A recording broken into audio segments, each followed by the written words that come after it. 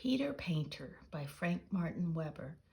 This is a book that was my grandmother's, and she read it to my mother, and I read it to my girls, and now I'm reading it to my grandchildren. So it's from your great-great-grandmother, Sam and Jenny and Lucy and Claire. Peter Painter.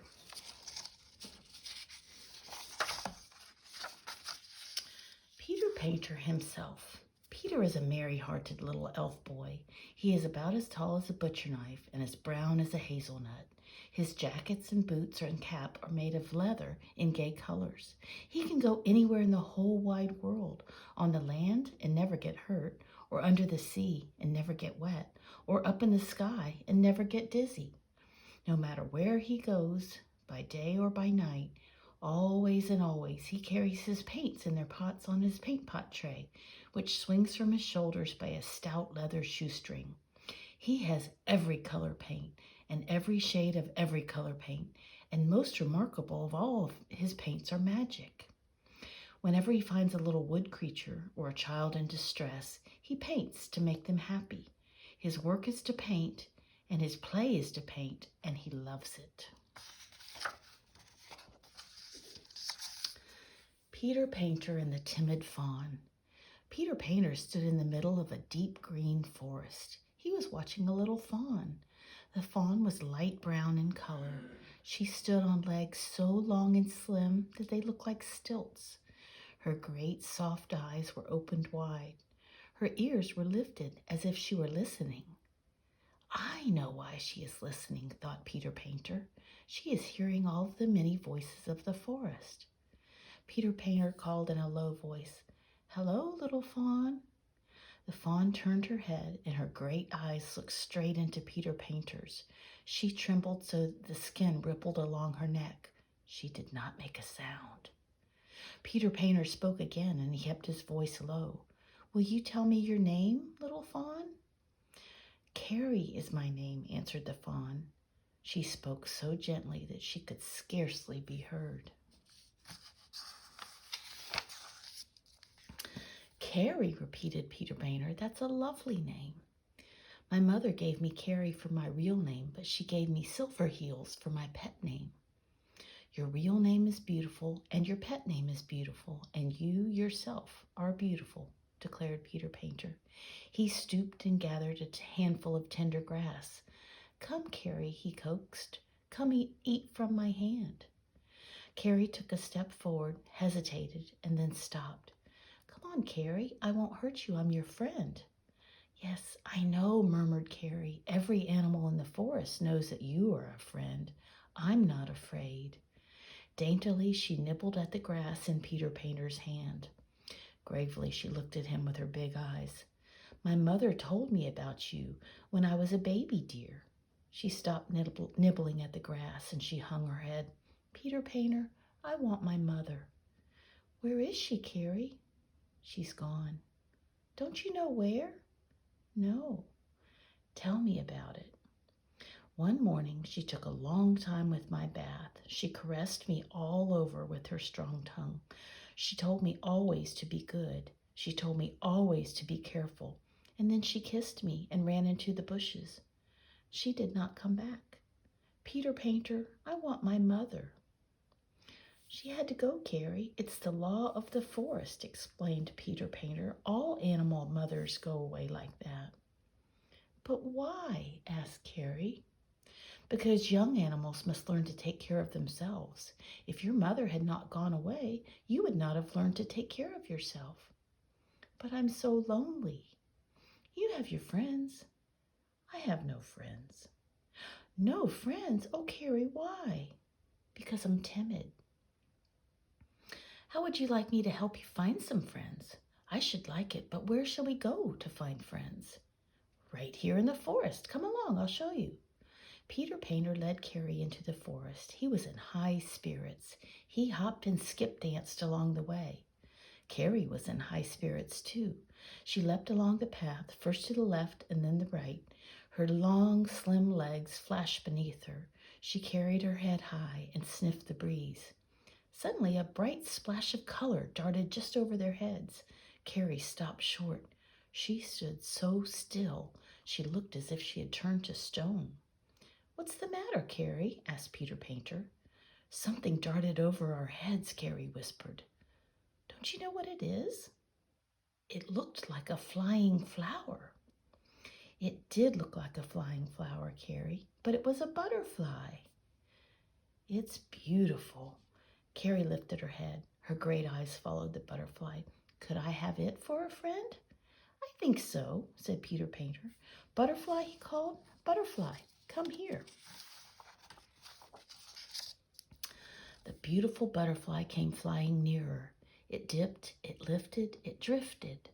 "Fly lower," called Peter Painter. "Fly slower." The butterfly flew lower and slower, and it dropped to Peter Painter's shoulder. "Hello there," laughed Peter Painter. "I want you to meet a friend of mine, the timid fawn." The butterfly waved his lovely wings. "Hello, Carrie. I've seen you about. Shall we be friends?" "Yes, oh yes," breathed Carrie happily. "I can show you hidden beauty in the forest," said the butterfly. "I will show you where the loveliest flowers grow." "Oh, thank you," said Carrie. "Every day I'll be looking for you." "And every day I'll be looking for you," promised the butterfly. "We'll have some happy times together, you and I. Goodbye, my friend." He flew away, a splash of color against the green leaves and the blue of the sky. "Now, Carrie," said Peter Painter, "you have one friend. Let's find another." But before they could go any deeper in the forest, they heard a low hooting voice. Who are you?" it called. "What's that, Peter Painter?" gasped Carrie. "That's an owl," laughed Peter Painter. "Look above you." Carrie looked up, and there, sitting on the branch of the tree, was what looked to be a great ball of fluff. Right in the middle of that fluff was a solemn face. It had enormous eyes, a hooked nose, and a wide, pointed mouth. Who are you?" "Tell him who you are," whispered Peter Painter.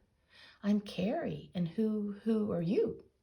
"I'm the wisest bird in the forest. I'm the wise old owl." "Peter Painter," whispered Carrie, "if the owl is so wise, he won't want me for a friend. I am not wise at all." Peter Painter looked up at the owl. "Do you want to be friends with Carrie?" "Friend? Friend?" repeated the owl. "Well, to have a friend, one must be one. Carrie, could you be my friend?" "I should try to be a fine friend," breathed Carrie. "I could warn you of every danger. Not a creature in the whole forest senses danger as quickly as a deer." "Good," declared the owl. "Will you kill things for me to eat?" "Oh, no, no, no!" Carrie caught her breath in horror. "I could never kill anything. No deer has ever been known to kill anything, not since the world began." All right, agreed the owl. "I will not expect you to kill anything for me to eat. You can warn me of danger, and I will teach you to be wise." The owl blinked his big eyes and rolled his big head from side to side. "Will you come to this tree every evening at dusk?" Oh, yes, I will," promised Carrie. "And mind you don't be late and don't try any tricks. I'm too wise for tricks." "I will never be late, and I don't know any tricks." "Come along, Carrie," said Peter Painter. "I'll help you find one more friend." They pushed their way deeper into the forest. All at once, Carrie stopped short. She seemed to shrink into herself. "What is it, Carrie?" asked Peter Painter. "Something is scuttling along through the underbrush," whispered Carrie, and she did not move. "It has a little white puff at the back." "It's a rabbit," laughed Peter Painter. "Hi there, rabbit." "Hi yourself," called the rabbit. He came hopping along, long hops over long grass, short hops over short grass. He stopped. He sat up on his hind legs, and he looked at Peter Painter. "How do you do, Peter Painter? I see you're with the timid fawn." "Yes, Carrie, now you're friends." The rabbit twiddled his lip and twitched his whiskers. "Hello, Carrie, shall we be friends?" "Oh, yes. Can you teach me something?" "Well, I never. Can I teach you something? Of course I can teach you something. I can teach you patience. All rabbits are patient.